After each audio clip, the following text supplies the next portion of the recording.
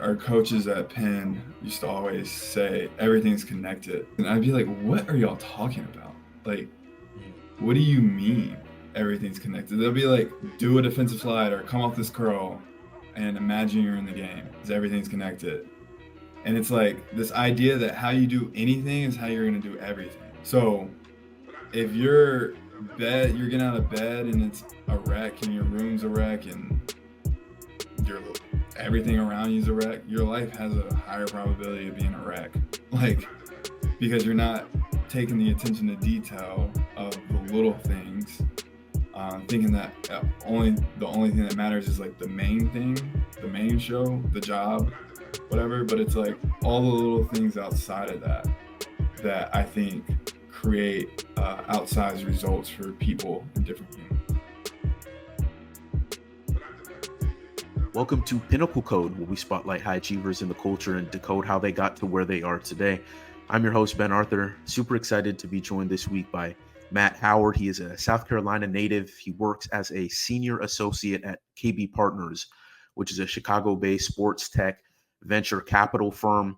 He was a high-level Division I basketball player before getting into the investment space, a 3-year starter, team captain, and an all-Ivy League player at UPenn, where he attended the Wharton School of Business, one of the top business schools in the world. So I think he brings a really unique perspective into his experiences in VC today, just having that athlete mindset. So super excited for you all to hear his story and for him to get to tell his journey.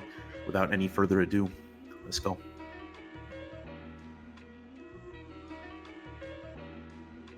Columbia, South Carolina. What do people need to know about your upbringing to understand the man speaking to me today? Yeah, I mean, I would point directly to family. Like, I'm starting, the older I get, the more I realize I took for granted just how big my family is and just how much they've been a part of the story all along, whether that's just parents, siblings, but beyond that, grandparents, cousins, aunts, uncles that have all poured into me over the years. Growing up in South Carolina, it's more of a rural atmosphere. So spent a lot of time on farms. My granddad picked beans and move wood around and, help feed animals and things of that nature. So I really say that, like, just being around that and just learning to understand that hard work pays off, as well as just having great examples around me to kind of keep me steered in the right direction and just navigating towards the goals that I had set in place, and having people around to encourage me. And I just, for example, say growing up, and this thought kind of just came to my mind, but wanted to invest in a basketball hoop. So the hoop I had outside was kind of dingy. It was older. And so I set my target on getting a Gorilla hoop, which is like the top of the line premier, like residential basketball goal. And I just remember doing odd jobs, cutting grass, cleaning up people's houses, things of that nature. All through family members, though. And they all helped me to raise the money that was necessary to do it. And I look back at that as what just extreme gratefulness. And not to run on too long, but I would say I just want to reiterate, like, the family family and mentors is really why I'm here today. How has that shaped your approach to your career? Well, I would say just treating people like you want to be treated, really respecting others, not taking other people for granted. That's always been instilled with me, just because I was never judged from the choices I made, from those same family members and mentors that I had around myself. And it just makes me not want to judge others. It makes me want to listen to others, hear other people's stories. And I always felt like I've been able to relate with a lot of people. And I think that's a result of just, like, not taking anything too personally, listening, and just not being a judgy type person. Specifically with your job now, Matt, at KB Partners, what for those who don't maybe understand what like a senior associate does at a investment firm, a VC firm. What exactly do you do? We do a lot, and I would say it's probably different from shop to shop. Like Yeah. myself, we're at a 6-person company, so it's relatively flat in nature. Like obviously, I'm low man on the totem pole in terms of supporting our 4 partners, and then we have a chief administrative officer as well. But day-to-day basis, it's analyzing decks, determining whether we want to diligence those decks or take calls with the teams that have founded the companies.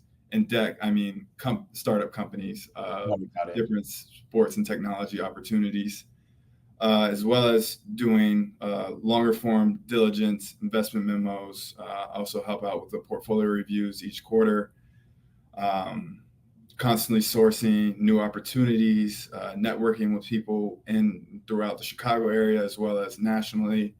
Just being, this is the kind of job where you're always on, in the sense that because I'm in sports and everyone relates to sports, or a lot of people relate to sports, it becomes a sense that everyone kind of understands what you do very quickly. And I've learned that no matter where I'm at, the people I meet kind of steer me towards maybe a founder or an investor in our space just because it's so well known.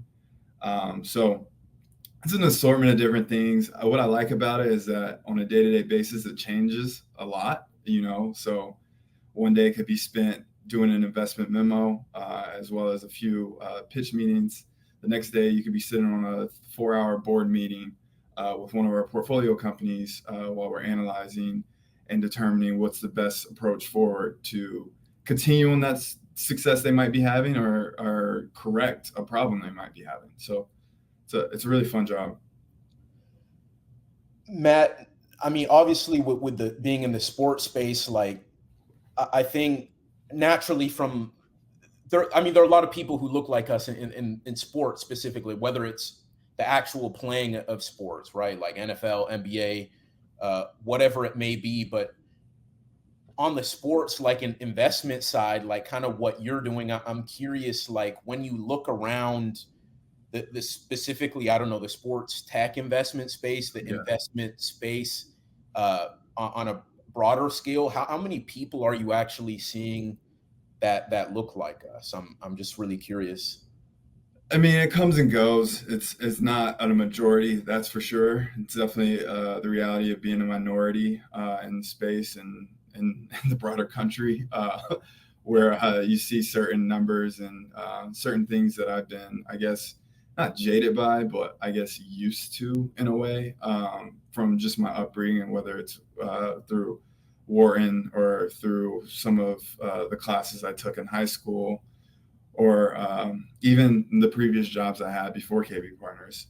But I would say what is helpful is that a lot of athletes like to invest in the space as well. So there is this kind of trickling down nature of professional athletes that then go on to be angel investors in different opportunities and look at sports. And so I can see a lot of people that look like us in those type of settings and those scenarios, and like when I'm in NBA Summer League and different events. But I would say as far as just like the specific investment part, it is a little scarce. It's something that likely is going to take time to change as people like myself and others continue to find this space interesting. But I feel like I've aligned myself with a few others in the space, investors, even not sports tech, but more sports organization investors. Shout out to Dynasty Equity. People like that are really smart, really sharp, and there's a different just level of comfort and camaraderie that comes with being in the minority like that. What just kind of continuing to go off of that theme, like you mentioned, like maybe being kind of jaded, like you've maybe gotten used to being one of the only or the only. I guess how has that maybe impacted you when your approach to like your career? Because I know for like a lot of like people who look like us who may be the only person in that space, like they put maybe a lot of pressure on themselves so that the next person that looks like them that has that opportunity gets a fair shake or a fair look. So I'm curious from your vantage point, like how maybe that's impacted you or how you look at that. Yeah, 100%. I would say from, I guess, elementary school on, I was like one or two black kids in my kindergarten class, thought nothing of it until I kind of got older. And then once I kind of got aware of just like the reality of being in classrooms, specifically in college, where I'm typically one of 4 to 5 black people out of a 60 to 80 person class, you start to build, or I started to place pressure on myself in terms of like, I have to perform well in this class. I don't want to look like a crazy person. Like I feel like all eyes are on me because I stand out a little bit more just because of one, I'm a big person as well. Yeah. So it's not like I'm just black and 5'2" and 145. I'm also just like a bigger person. So Yeah, you're um 6'4", right? yeah, 6'3", six yeah. four. So I I do notice that I do bring a certain type of attention to myself just from existing in Mm. some of these areas. But as I've grown older and as I've gotten into KB partners specifically, I feel like they've been really helpful. And well, one, I've gotten older and more mature, but curating an environment where I one feel empowered to make decisions and not have to worry as much about the results, but to follow my conviction and follow what I think is right and follow things that I think would be helpful to our firm. And in turn, that's led to other areas in my life of just feeling more emboldened, more empowered to speak my mind, be my most authentic self, Mhm. be real, and do the things that I can. And further than that, I make it a point to try not to let that pressure of like it's got to be on me to open up the doors for other people to kind of exist within my brain, because I know at the end of the day that's going to slow me down, and in turn Yeah. that could slow down the opportunities from the people behind me. So like I've taken the mindset now as I get older, it's like you just gotta go for broke, see what happens, and hopefully as you're continuing to build and grow, that you're making the right decisions and that your hunches and your intuition is leading you in the right direction. And at the same time, when people reach out to me that are younger than me, older than me, if I can help them in any way, I take it upon myself to do so. Speaking more about that authenticity, Matt, and like maybe learning to embrace that. And you spoke about how at KB Partners you feel like you're in a place where you're really comfortable. It's awesome that you have an environment like that. But I'm wondering, earlier in your career, navigating in these really white spaces in the job you do, like how difficult or not was it to kind of doing the job as best you can, but also knowing or also trying to be your full authentic self in some of these environments as a black man? How was that? Yeah, I mean, it was tough. One, you're just so young coming out. Like, I've grown to appreciate how young I was going into the workplace. So naturally, there's going to be growing pains, and I think that exists for everybody. But for me, it was like I was wearing suit and ties. I had a clean cut, like ball fade or whatever, like a Caesar cut, like just like making sure that I presented in a certain way that was like non-threatening, just like it was just kind of plain, bland. So I wouldn't speak up as much. I would just kind of like hide for lack of a better term in the shadows. Like I would get my work done, but it wasn't like I was, the vocal person in meetings or like Yeah. the leader of the other people that were in my group. That didn't start happening until I moved over to Capital One a little bit more. But I started at Merrill Lynch, and that was really difficult for me because, it was an adjustment. I was doing a job as a financial advisor, a lot of cold calling, a lot of getting out of your comfort zone in general. So oftentimes I would kind of retreat to myself and just try to stay out of the way and just cause as little issues as possible. Mm. Matt, when you talked about like early on how it's probably going to take a while for more people who look like us, more minorities to get into specifically like the investment space that you're doing, what do you believe needs to be done, or what do you think can be done to Yeah. maybe expedite that process, or what is it going to take for, people from our vantage point, from our perspective, who look like us to get in those rooms? I think exposure, access to information is one of the biggest things that I think are key. A lot of times, um, like myself, for example, I didn't know what type of job opportunities were out there. Like I just had a warped worldview of what was even possible. So like I didn't know about smaller investment shops. I didn't know about the investment banks of the world. So like I think that if you're able to work towards these type of goals and have access to knowing what's out there at an earlier age, like in high school and things of that nature. So I think a lot of it boils down to, you know, people like me, to be honest, and others in this space getting active in the community and, uh, giving game to teachers, administrators, and, helping to mentor some of these younger people so that it doesn't feel like out of the group of black students or whatever, there's like one or two that make it, quote unquote. I've seen that a lot, and that goes back to the pressure that you were referring to earlier. Those one or two feel like they have so much pressure to succeed, and what I find oftentimes with a lot of other people that I've run into over the years is that pressure just doesn't exist, and it's so freeing. It's so liberating to just do what you think is right without fear of overwhelming consequences or over, I guess, like heightened consequences.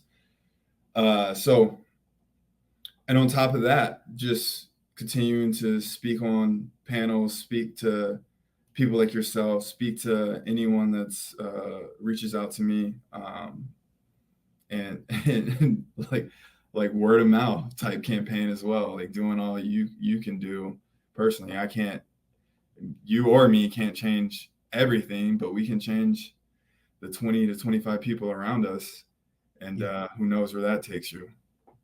Why is maybe our perspective, like of people who look like us, why is that important to have in your space? Like, why do we need more of, because we know like the idea of diversity is important, right? But like from a really tangible, like hardcore idea, like why is it important for black people, to be in the kind of positions that you're in? Yeah, I mean, because you understand what black people want, you understand what black people like, you understand other black experiences. So if that's not the case, and you're fun and you're investing in different opportunities that are supposed to hit a wide breadth um, of people, then you want to know what 13 to 14% of those people might want or need in their product.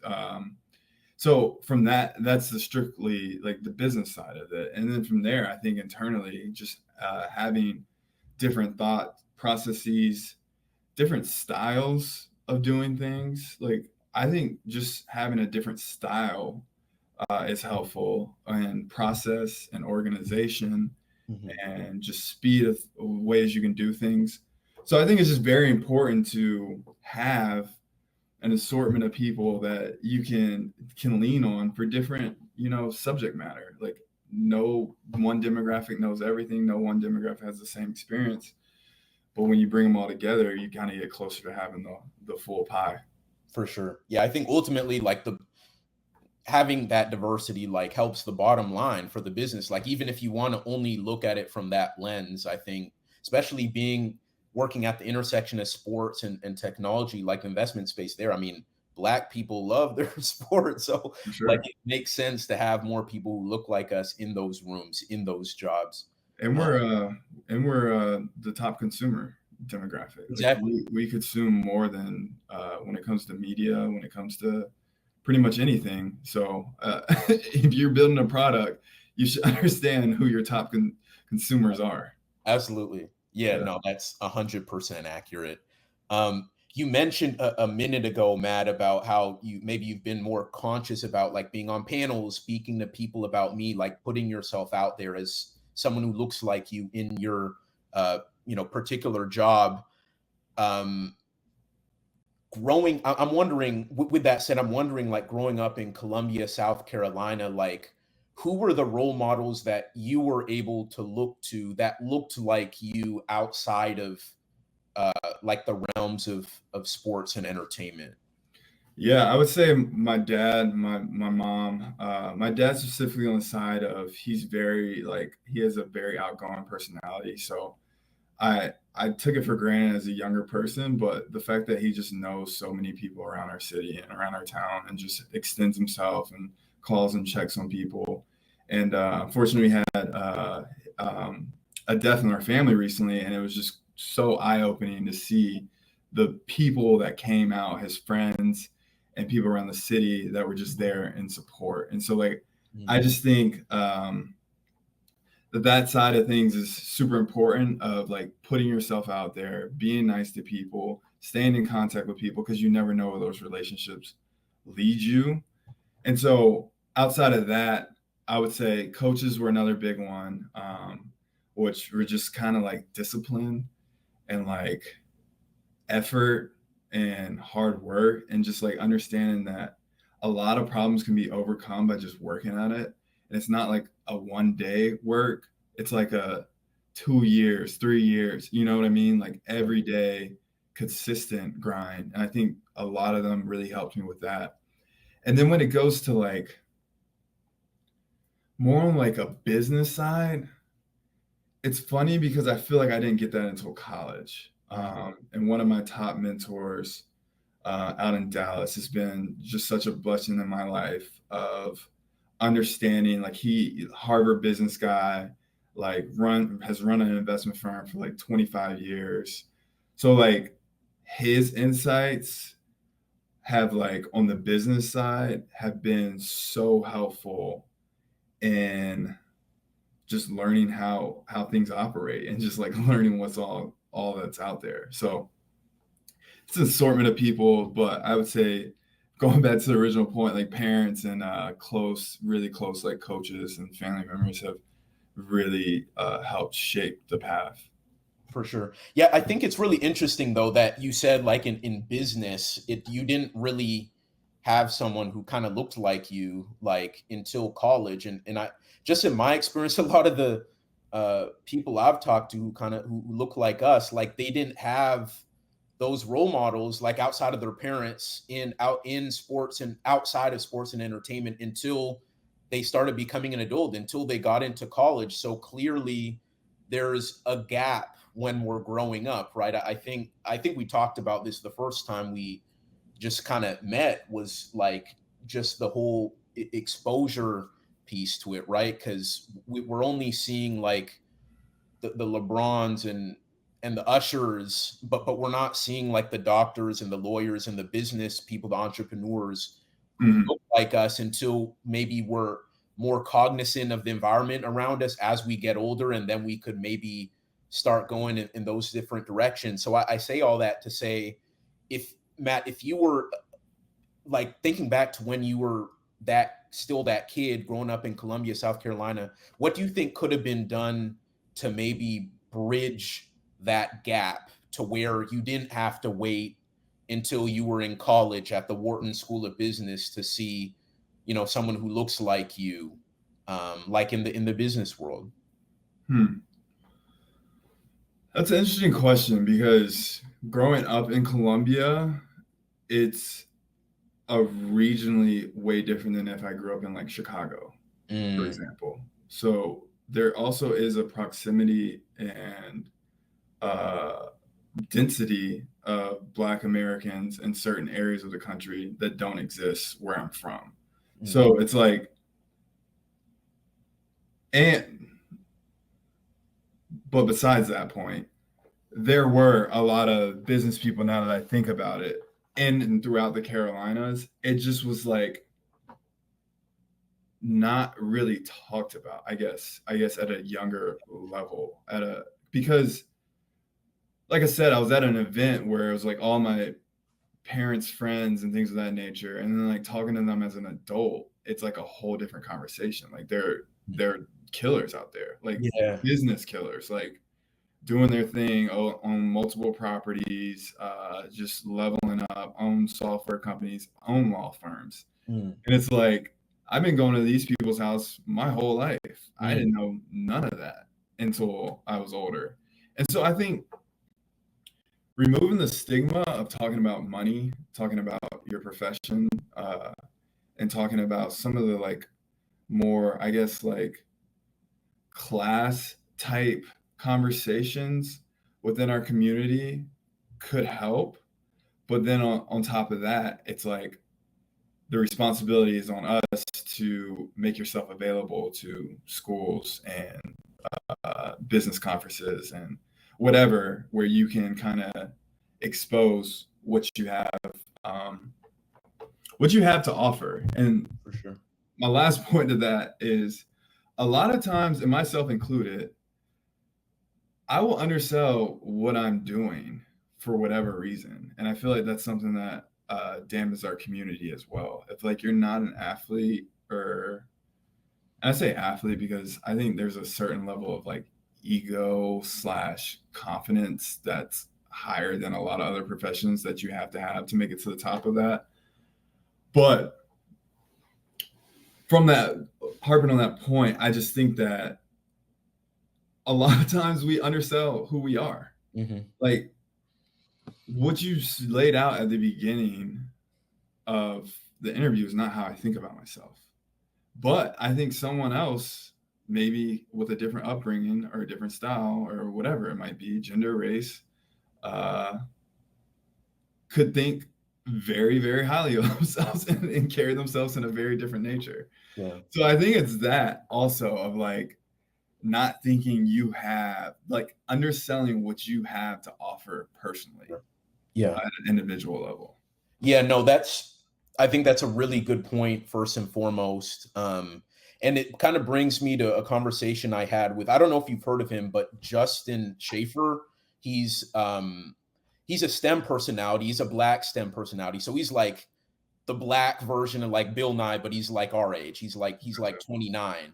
Nice. But something he told me about how it's really important for people like him to not only put yourself out there as someone who's doing something different than like the sports and entertainment that we see, but also like bringing his personality, his full authentic self into what he does, like bringing almost an element of swag to show kids that look like us, look, you don't only have to like dunk a basketball, like you could be an AI programmer and you can get a bag and you could live this awesome lifestyle. And so I think, showing our youth more like images like that, and it'll look different for everyone else, right? Some people maybe aren't as naturally like, oh, look how much swag I have. Like not everyone has that personality, but I think putting ourselves out there more. But then I think also like the media and this is a big reason why I started what I'm doing, because you mentioned like a lot of those people outside of like sports entertainment, like you said, people owned law firms, software companies, like they were all around you, but you didn't even maybe realize that until you were an adult. For And sure. I think a large part of that is the media, right? Because in Yeah. the media, it's like if you're black, like we only see the Simone Biles, the LeBrons, the Kobe's, the Ushers, the Drakes, whatever, but it's like we don't see these other people, even though they're around us, right? And maybe they need to do a better job of putting themselves out there. But I also don't think there's a conscious part on the media's part to show the diversity of excellence in the black community, and that's probably an ownership problem in terms of who's actually feeding us those narratives, right? But I think that's a big part of it as well. Yeah, well, yeah, I was just about to say, well, we don't have like a network of sorts. Like there's no beacon to tell those stories. Exactly. Well, that's what commend people like you that create their own beacon and way to share these stories. But there's yet to exist like a larger, broader like focus that you can go to for Black news or Black education or things of that nature. So Absolutely. very interesting. Yeah, it is interesting, and kind of last point on that too. Like the thing is, like as I've gotten into this space, like I've realized that some of those things we're talking about actually do exist, but they're either not big enough, they don't have the scale, or they don't get the funding or the advertising dollars to actually be in front, like like complexes or ESPN or Yeah. so that's a whole it's a whole economics debate that we won't get into, but I think that's um, a big part of that too. To pivot though, Matt, I'm curious. You've been able to accomplish a lot, in a short span. But what would you say has maybe been the biggest challenge you've faced in your career to this point, and what do you think it took to get past that? Yeah, I would say getting, I don't like saying getting out of, but transitioning into a more analyst type role after my first more business development focused role. At the start of my career, it was pretty tough. That required countless coffees, countless cold emails, cold calls, things of that nature, just connecting with people in and around Dallas to better determine where the best opportunities were, where opportunities were that fit my profile, things of that nature. And so that was really like a brutal job search because it expanded for about a year and a half. It wasn't like a quick process in the least bit, and my like for what I was doing at that time was waning quickly. Mhm. So that was really one of the biggest things. And at the same time, I was learning. I was on Wall Street Prep doing courses, like bought a financial modeling course and like doing that type of stuff on my own time and spending weekends at the coffee shop studying and putting my best foot forward to be a solid analyst once I got hired and a good enough analyst to perform well in interviews. So that was just like a tedious, like tons of time outside of work on top of what you're already doing, which is like hundreds of cold calls a week, mixed with like going to the coffee shops or whatever and switching your mindset to straight studying and preparing for your next opportunity. So I would say balancing those two was difficult, and I just think that's going to persist throughout life. You're not always going to have the next opportunity right in front of you. And sometimes you're going to be in a place that you don't really love, and you have to you have to deal with certain things before you can get to that next step.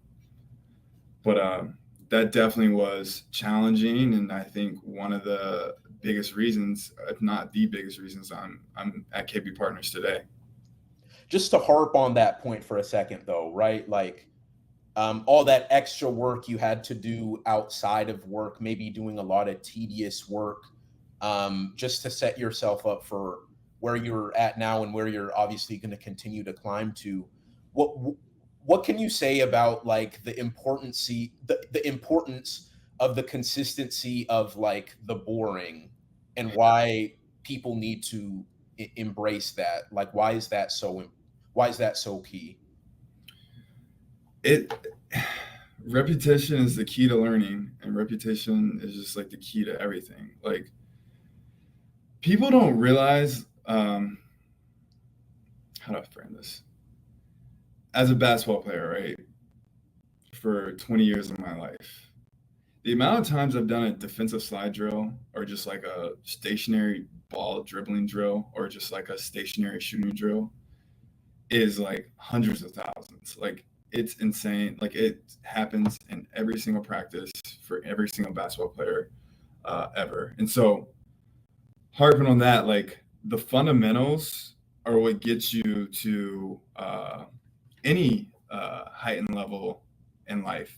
And it's my belief that consistent effort trumps, uh, you know, 3 weeks of effort. Like a long-term view on things always is going to lead to, I think, better results than someone that's able to get the work in this week, and then next week they're like, oh, I don't really feel good, and then the third week they're like, oh, I might try again. And I think Atomic Habits was a big factor in reading that book and kind of owning in on that strategy of, you don't even have to do something every day, but you can start. You know what I mean? Like, you don't have to do it for as long as you set out to do it, but you have to at least do something.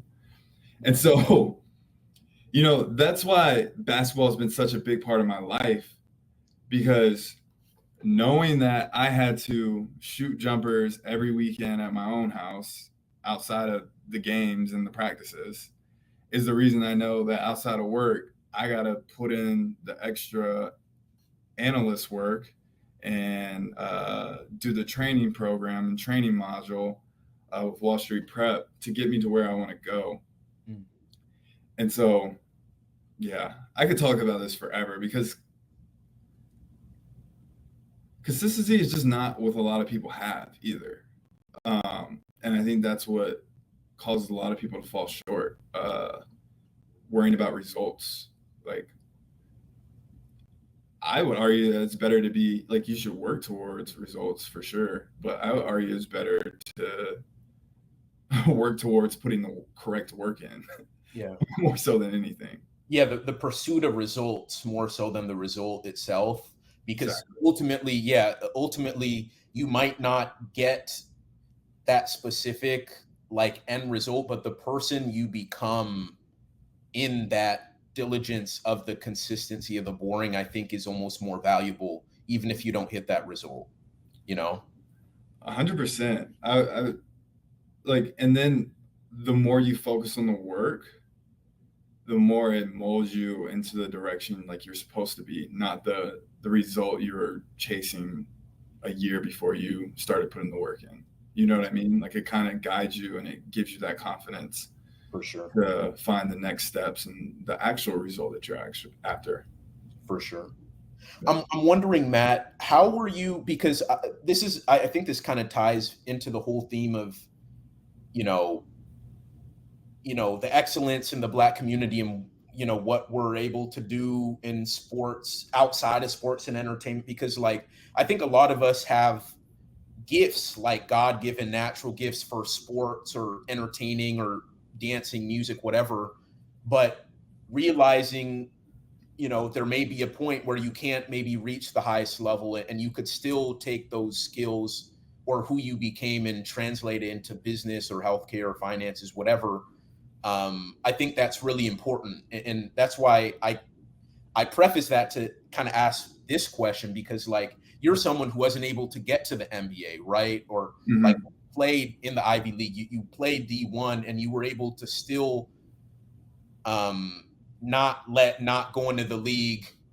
So, because I've seen this, like a lot of kids who look like us, right? Like their entire identity is wrapped into like trying to get to the NFL or the NBA, and then that doesn't happen, and then they're not able to like take that drive into like another avenue. And so I'm wondering like how you were able to leverage your time, your successful career as like a Division I basketball player, and pivot, taking the person you became and taking that into the investment space. How were you able to do that, and what advice would you give to other athletes who either stop in high school or college about how they can do the same? Yeah, I would say it's a process for me still to this day. Sometimes I feel like, why can't I put that same level of intensity into what I'm doing now as I used to on the basketball court?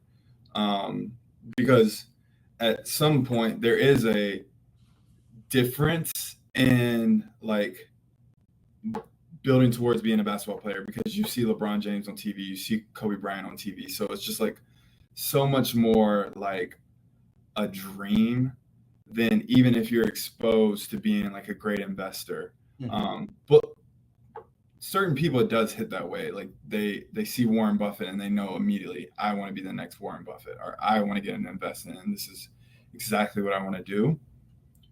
But for me, it hasn't been that way. And so one thing that's helped me is continuing to play sports. So running, playing basketball normally fuels some type of fire within me after I've played a few pickup games. Golf is another big one that gets the competitive juices flowing.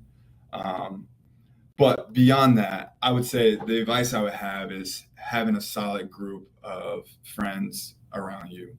That was that was the biggest thing that helped me, I think, because we were all struggling to find what was next, and a lot of my friends were athletes. But having each other to kind of talk to and bounce ideas off of, and encourage each other to take risks in our career, as well as push the boundaries of our career, and kind of have that athlete mindset behind a lot of our decision making, was super helpful, super helpful. And then I would say from there, it's just trusting your gut, trusting your instincts, and then embracing the fact that you don't know what the heck to do. Like, you just spent 18 years ago, you're 22. Like, for me, I'm graduating, I'm 22. I spent 18 years of my life being called a basketball player. Yeah. My cousins call me basketball Matt. Like, you know what I mean? I'm just the hooper. Like, there's just so many things of people constantly telling you what you are. You're a basketball player. You're a basketball player. Yeah, you're smart, but you're a basketball player. You're a smart basketball player. Like, so a lot of my growing pains was around, how do I get past what people told me I was and live who I am? But if I had to take back anything I did in that process, it would be embracing the fact that I just didn't know, and like rolling with that and not feeling like bad about it. Just being like, okay, like, I literally have spent my whole life doing this one thing. It's okay that I don't know exactly what I want to do next, especially when the path is so mapped out for a basketball player of how you get to a professional level. For sure. Yeah, I think for athletes who are able to successfully kind of take the identity they formed in their sport or whatever and pivot into like kind of that next career, I think former athletes form some of the most successful business people or engineers or whatever field, because you mentioned like that athlete mindset, right? Like having a challenge, persevering through it, the consistency of the boring, as I talked about. Like athletes know how to do that, right? Because it was done in a very regimented way. And so I think, yeah, I think that's great that you had that group of friends, as you said, and were able to look at it that way. And it sounds like it's still a process for you, right? It's not like you've completely forgotten about basketball and the identity that you had tied to it. I mean, it's probably still a part of that is there, but you've been able to start to move in the other direction and still carry that, with you. 100%. It's a tricky balance. It's like, you don't want it to define you, but you also don't want to leave on the table all you've learned through the sport, all the connections, all the people, all the consistency, all the just different qualitative attributes that you've gained over time. For sure. And so I've seen people kind of cut it off completely and pretend like they never were a basketball player or a football player or whatever, or a musician, and that's the way they go with it. But for me, I'm more of like, all right, let's take a step back and realize that there's a reason why I gravitated to this space for such a long time, and there's no reason why I can't implement and stay within this space while maybe looking at it a little bit differently and not on a physical athlete side. For sure. Yeah. Winding down here, Matt, where can people maybe go to online or on social media to learn more about you, what you're up to? Yeah, it's pretty sad, but LinkedIn is probably the best bet. Matt Howard on No LinkedIn. judgment. That's totally fine. Yeah. I don't really have I have an Instagram account, Matt How, MATHOW _24, but I haven't been updating it. I don't use it as much. I'm kind of what we were referring to earlier. Like, I don't feel like a finished product whatsoever. I don't really have time or like the capacity for a lot of distractions. And because of that, I've chosen to, distance myself a little bit from the internet as much as possible, just because it affects me a little bit more than I think it does other people. I think it's like something competitive nature in me of just seeing so many different people doing so many things and just feeling like I should be able to do all those things as well, which isn't healthy. It isn't my reality. I'm just not good at everything. I'm good at what I'm good at. Yeah. And so, you know, yeah, so LinkedIn is the best bet. Okay. Yeah, no, first of all, I love that you've been able to kind of disconnect. Unfortunately for me, being a part of working in media, like I have to, I'm 100%. constantly on X and Yeah. Instagram, and I do have some of those issues that you talk about. Like you see where someone is at in their career, or they're really great at this, or they just got married. Why am I not married yet? And Yeah. all that stuff. And I try to add balance while still, doing what I do. So, but that's awesome. So tap in with Matt on LinkedIn if that's where you're at, for all you listening out there. Final one for you, Matt. I asked this to all my guests at the end. It's kind of broad, so bear with me. And I think I kind of have an idea where I think you're going with this response, but Matt, what is one thing you believe people could do more of to get a step closer to reaching their pinnacle or to maximizing their personal potential? If there is one thing, what would you say and why? One thing.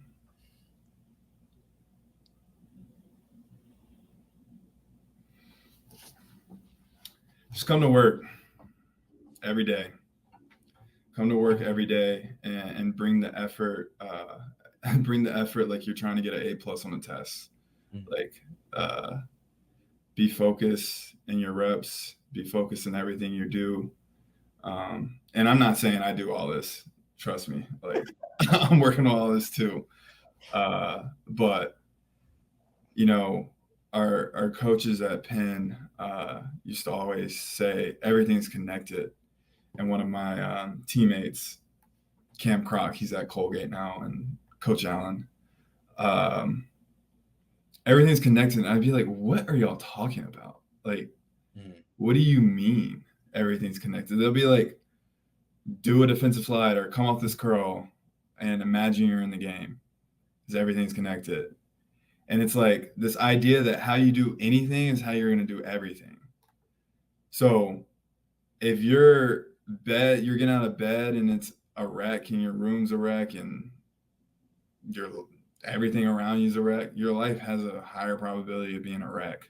Like, because you're not taking the attention to detail of the little things, thinking that the only thing that matters is like the main thing, the main show, the job, whatever. But it's like all the little things outside of that I think create outsized results for people and different humans. I mean, Kobe talks about it a lot, and the Black Mamba mentality and things of that nature, and all these different leaders. I'm sure like Robert Smiths of the world have similar philosophies. Obama, whoever it is that's had an outsized amount of success in their life.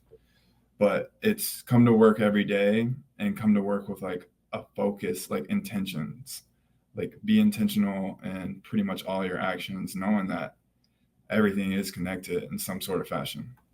Love it. That's awesome. Matt, thank you so much for coming on, and for all you listening, whether it be YouTube, Spotify, Apple Podcasts. Appreciate you guys for supporting me, tapping in. If you can, share with a friend, family member, whoever listens to you in your orbit. All the support means a ton, and it helps me to be able to bring this show to you guys week in and week out. But you guys know the deal. This is a wrap for this week's episode, but I'll be back 5 p.m. Central Time next Wednesday. So until then, I'll see you guys soon. Peace out. Thanks for having me.